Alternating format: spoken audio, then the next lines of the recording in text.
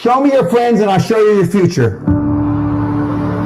Unless you want average in America, married, 2.4 kids with 1.5 dogs. But I can guarantee you, you will never achieve anything greater than your highest aspiration. If you want $1 million, you'll make $1 million, not $1.5 million. If you want 10 million, 100 million, and you'll never exceed that. If you change 1 billion lives, that's a formula to become a billionaire and change the world. Time costs lives. Show me your friends and I'll show you your future. You want to know why you're all f***ed up? Just look at the bums you hang around with. I do what you don't want to do, that you know that you got to do to be where you want to be. Ted Turner just gave his 75th anniversary party on CNN a few months ago. And he makes a couple of comments and he says, number one, and I'm not suggesting this for everybody, it's how I lived though. First 10 years of my starting CNN, I slept on my couch. I didn't have an apartment. Bill Gates slept in the office. Steve Jobs slept in the office. And I can go down a whole list. Now these are super successful, mega wealthy guys. I slept in my office. Not everybody's willing to make that sacrifice. But it's not the only thing. But even if you don't want to sleep in your office, if you want to send your kids to a better school, if you want to be able to take care of your mother when she gets dementia, if you want to, this all takes money. My children aren't getting any of my money when I die. Not one centavo, not one penny. And 2 of my kids are cool with it. One of them's not so cool with it. I'm not gonna, I think Andrew Carnegie, by the way, Andrew Carnegie, arguably the richest, most successful entrepreneur of all time, he said the best thing that you can have for a child is him to be born into poverty. And I agree.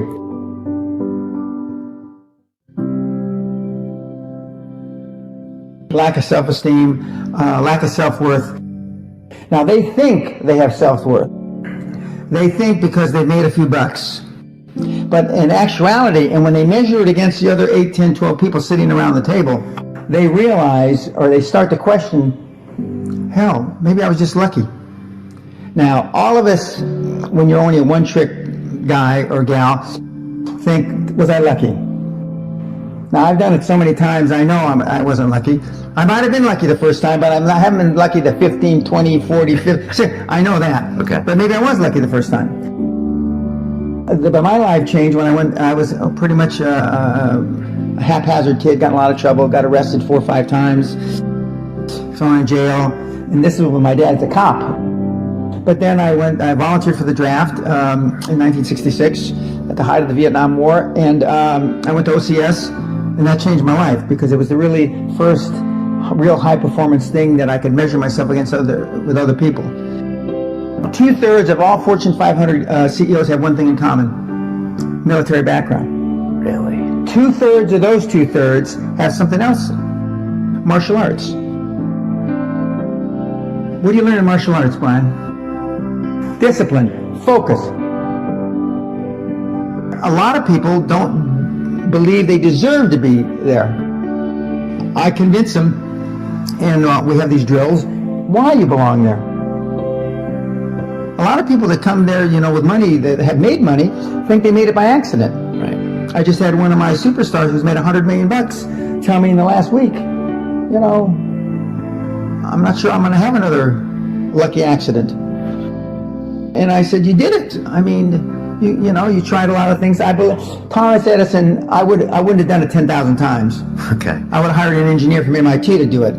But I mean, I've tried a lot of things. Nobody's failed at more things than I have, and the first 100 million are successes, but I could write a book about failures that'd be, because I've tried a lot of different things, because failure is just testing. And one of the reasons I've been so successful in generating this equity and value in my kids, and I call you all kids, is because I convince them that making a mistake is okay. Your parents probably told you, you can be anything you want. But you can't. That's horseshit. You can't. If it's all juxtaposed. So, but what you tell them is that you can do anything you want that you have passion for, because that eliminates most of the crap. Because most people don't follow their dream. You know, like they say in The Sound of Music, you can't have a dream come true unless you have a dream. Now, I still dream. I dream in Technicolor. I say my affirmations and goals every single night. It's bloody hard to be a high-performance person. Perfection equals paralysis. If you left it to engineers, no car would ever come off the assembly line. No car would ever come off the assembly line, and I've been in business with enough engineers, I can attest to that with my hand on my heart. They'd still be trying to make it better. And the internet business is very much the same. The internet kids want to test and test and test, and they want the landing page to be this, and roll it out. The great thing about the internet is your results are instantaneous. If something that I'm overseeing at a Concord level, 60,000 feet, doesn't work in 2 days, forget about it, move on. And today at our meeting, now the young kids are, we ran it 3 days, sir, and we closed it down. And they are thinking I'm going to ask why. I said, no, that's fine, next. Because without them making mistakes and without them being allowed to make the decision, they never get any better. And 95% of the time, I know probably better than they do. We're never going to be able to know everything or have them know everything unless they make some mistakes and get comfortable with making mistakes. What gets measured gets accomplished. Without measurement, you're just fooling yourself. Before I had any money, I used to go to the Rolls-Royce dealers and sit in the cars and smell the leather, touch the leather, okay? I went to $1 million houses. And my wife and I would walk through the house, and they'd say, when are your parents getting here, kids? No, we are the buyers. Practice within when you're without. Practice being successful. How many people listening to this today practice being successful today? Through affirmations, through going to the Rolls-Royce dealer, maybe Lamborghini, maybe something else. Right. In my particular case, it was Rolls-Royce. And within a year of me going to the Rolls-Royce dealer, I had a Rolls. Okay, within 19 months of me dreaming and adding it to my goals, a castle on an island, I own Guthrie Castle. 19 months. Okay. Go to stores you can't afford. Go hire lawyers you can't afford. Lawyers will meet with anybody. Accountants will meet with anybody. Go to the big four accountants with a business idea. The first couple meetings are for free. Jettison probably a lot of the people you hang around with. If you have poor public speaking skills, join Toastmasters. Do these. If you went to a good school and you're not successful, go to the alumni deals. Okay? I didn't go to a good school. I'm a perfect living example that a lot of trouble as a kid, working class background, my parents. Went to just a mediocre university that I flunked out of 3 times before I finally graduated with honors, but and had no money to begin with, $820. So it's all possible. But I devoted myself to feeling successful. I was wearing suits like this before I could afford them.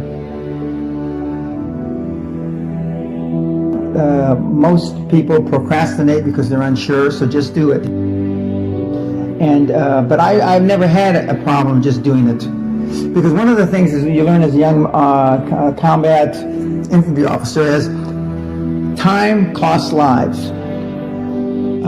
We overanalyze because we're unsure. We're not overanalyze. We don't overanalyze because we are not sure if it'll work or not. We're more worried about, on the emotional side, it embarrassing us.